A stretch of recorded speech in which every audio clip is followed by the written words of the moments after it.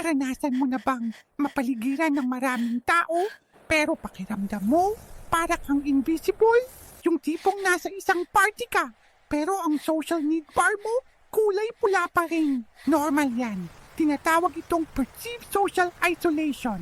Ibig sabihin, kahit may kasama ka, feeling mo hindi ka talaga konektado. Isipin mo na lang, bawat sim sa paligid mo ay may sariling needs at thought bubbles. Minsan, busy lang talaga sila sa sarili nilang laro. Kaya kahit nasa iisang kwarto kayo, parang magkakaibang mundo ang ginagalawan ninyo.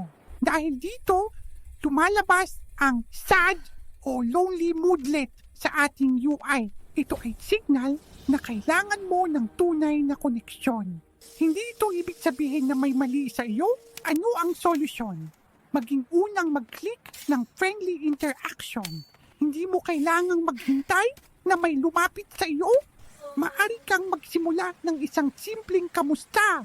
Ito ay parang pag-send ng friend request sa totoong buhay. Isang maliit na hakbang na pwedeng magpataas ng social meter ninyong dalawa. Tandaan, hindi ka nag-iisa sa pakiramdam na ito. Lahat tayo ay nakakaranas niyan paminsan-minsan. Sa susunod na makaramdam ka ng lungkot, subukan mong mag-initiate ng usapan. Baka magulat ka sa positive na resulta. Sige, try mo na!